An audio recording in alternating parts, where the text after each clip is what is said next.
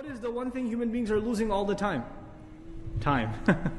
Right? Where this is an asset we can never keep. We can never hold on to this hour, this minute, this second. It is leaving us and it will continue to leave us. It is not something you can store and use later on. It is something that, and by the way, we have lost a lot of time already. You look back in your life and you say, there are so many opportunities I could have taken advantage of and I didn't. I could have used my time better, but I didn't. I had this opportunity and that opportunity, but I didn't make the most of my time. So there's this regret about time that has already passed away.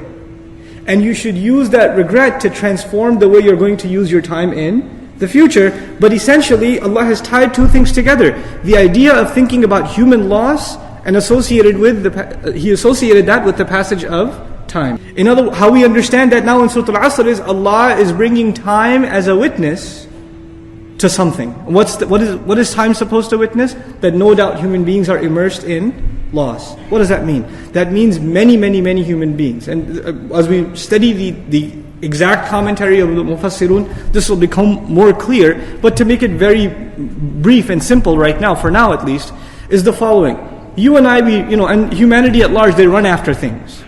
We run after things that are actually distractions from our real purpose in life. That should remind you of a surah we studied, the one before this. Alhaakum at-takathur. It deluded you. The want of more, the mutually shared urge to get more and more. It distracted you from your real purpose. Most humanity is distracted running after the wrong thing. They're running after the wrong thing. Now, are we the first people to run after wealth? Or to run after a house? Or to run after getting married to a beautiful woman? Or this or that? Whatever it may be. Are we the first to run after these things? Or were there people before that ran after these things too? They were. And people ran after them thinking that they are going to have success. When they get them, they will have success.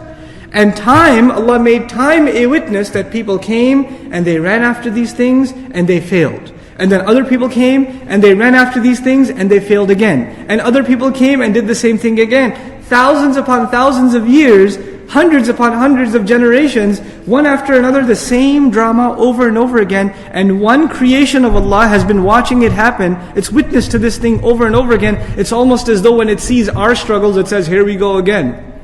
Here's another one. So in other words, time is a witness to the tragedy of human life. The tragedy of the human being's aspirations headed in the wrong direction. So time is being brought as a witness against us. Or a witness to the tragedy of the human being.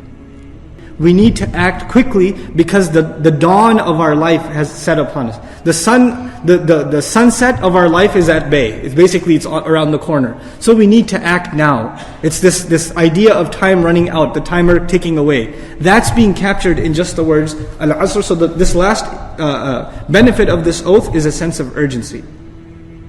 And one alim, he compared, Mufti Muhammad Shafi among others, compared the struggle of the human being that is depicted in Surat Al-Asr to the one who is trying to sell ice. In ancient times they didn't have freezers and stuff like that, right? So the ice vendor, he doesn't have a lot of time and it's melting away. And he has to make use of these sales and get the product out to the customer in a certain time. And if that time goes away, then all of that effort has gone to waste. So he has this sense of urgency to accomplish what he needs to accomplish. The other part of the overview, inshallah, we'll talk more about the middle ayah later on, but about the last ayah, one thing for now. Commonly, the last ayah of Surat Al-Asr is understood as having 4 components. Of course, it's very easy to see that. إِلَّا الَّذِينَ آمَنُوا, number 1, وَعَمِلُوا الصَّالِحَاتِ, number 2, وَتَوَاصَوْا بِالْحَقِّ, number 3, and وَتَوَاصَوْا بِالصَّبْرِ, number 4. 4 conditions. The first condition being those who believe, those who act righteously or do righteous deeds. The third being they enjoin to the best of their ability and to counsel one another with truth, and then also doing the same with perseverance. These are the 4 conditions that are mentioned. But one of the things we're going to learn today as part of the overview is that these 4 things are actually one thing. They seem like they are 4 things, but they are lazim wa malzoom. They are necessarily connected to each other. They are actually inseparable. And actually all of the rest is the fruit of the first. Iman. The first thing that's mentioned is Iman. And then there are 3 other things mentioned. But what we're going to learn is if one really has Iman, then the next 3 things are naturally bound to happen. They are bound to happen. And if those things don't happen, guess what's missing? Iman.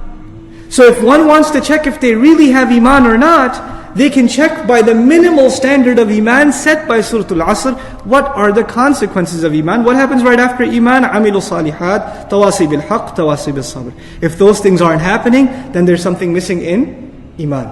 And by the way, all of these four are connected in a profound way. Even if you take the second case, amilu salihat.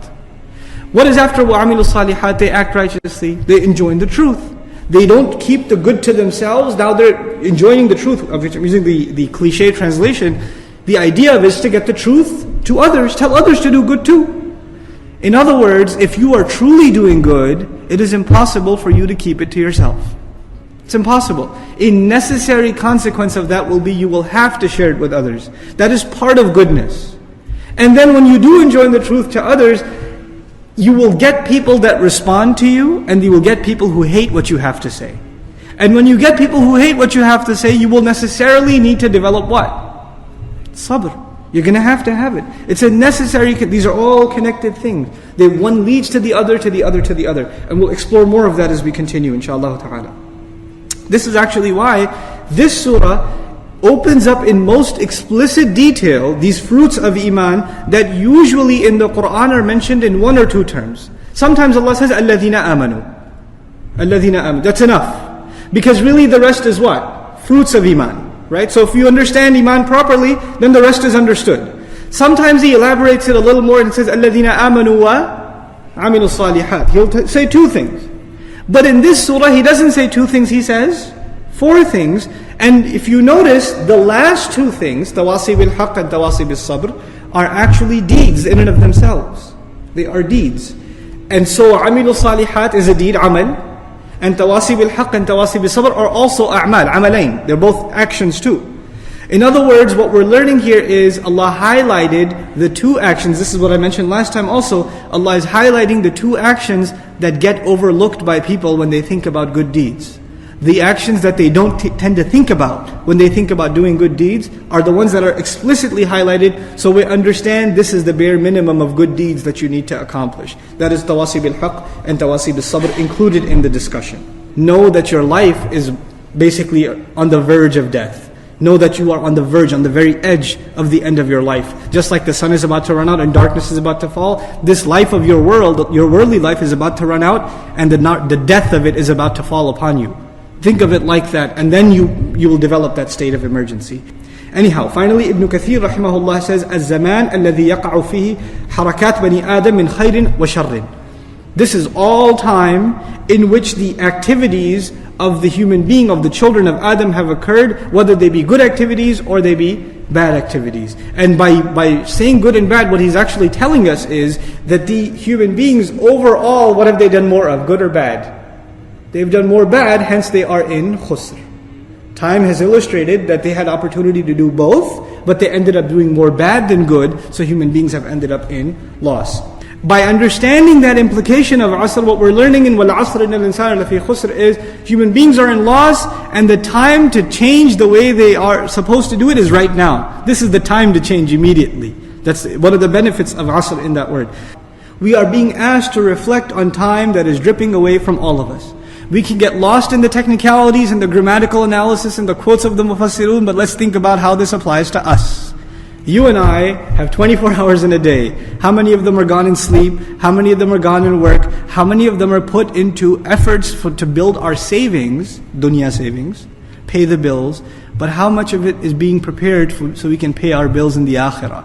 How much of it is going so that we can actually be ready to stand before Allah Azza wa Jal for that audit? There's the audit in tax season, then there's the ultimate audit that's coming, in which we all have to stand for every single thing that we've done. If I say this all the time, one of the benefits of this surah and using the word Asr, because it's part of a day, is Allah is making us imagine our entire life as though it is how many? One day. That it's one day. If you can transform how you spend one day, basically you have transformed your life. Because you know this already. Many of you work full time, or are students full time, or do you take care of the home full time? A lot of your days are exactly the same. There's a lot of routine. It's the same exact thing over and over and over again. So if you can bring a change to one part of your day, you've actually transformed one part of your entire life.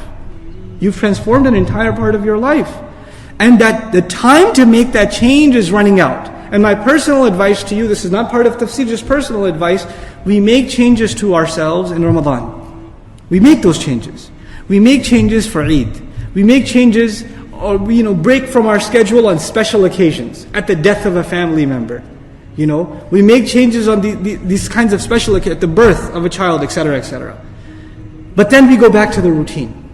We go back to our old ways. Why do we go back to our old ways? Because we don't see the sense of urgency. You see, you don't say, man, I used to go to work on time at 9 o'clock, and I was doing that for a while, but then I just, got lazy, and now I go at 10 o'clock.